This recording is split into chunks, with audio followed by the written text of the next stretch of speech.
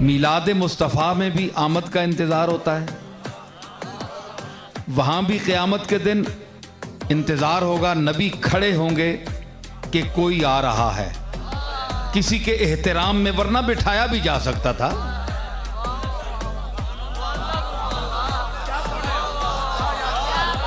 बिठाया भी जा सकता था। आपके पास बिठाने का इंतजाम है तो जिसने आपको पैदा किया उसके पास बिठाने का इंतजाम नहीं है।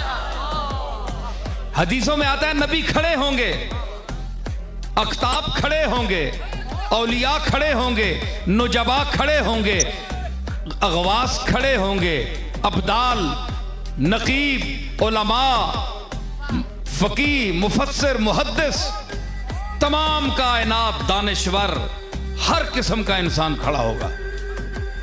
जो बड़ा तबका है नबियों का वो जो खड़ा है, एक मुसल्ला खाली है, इंतजार है। भाई वहां नबी इंतजार कर रहे हैं, यहां उसी की आमद पर एक साल के बाद एक दिन अगर हमने खड़े होकर इंतजार कर लिया,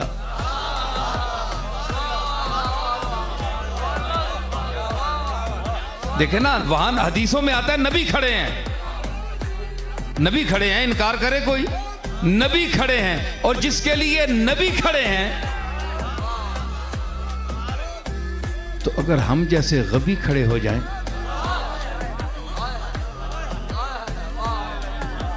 हम क्या हैं? अंबिया के सामने हमारी क्या औकात है? तो इंतजार हो रहा है। तो मिलाद दे मुस्तफ़ा के मौके पर सुबह विलादत के वक्त जो लोग खड़े होते हैं, उन पर एतराज इसलिए नहीं करना चाहिए, माकूल आदमी नहीं कर सकता जो हदीस पढ़ा हुआ हो और जो खुद को शेखुल हदीस कहलाता हो और उसमें फख्र भी समझता हो और शागिर्दों को कहता भी हो कि तुम मुझे शेखुल हदीस कहा करो। उनको ख्याल करना चाहिए कि ये हदीस पढ़ाते वक्त कि वो सब इंतजार कर रहे होंगे। इंतजार क्यों इतने नबियों को? फिर अरे उसमें तो जनाब इब्राहिम भी मौजूद हैं जो मेरे आका के दादा हैं, दादा भी खड़ा है इस पोते के लिए। बड़ा रिश्ता छोटे रिश्ते के लिए खड़ा है, तो बड़ा रिश्ता जिसकी नस्ल से है वो खड़ा है, तो तुम्हारा क्या खूनी रिश्ता है उनसे? तुम तो आम लोग हो। यहां जो रिश्ते के लोग हैं और बड़े रिश्ते के लोग हैं वो भी खड़े हैं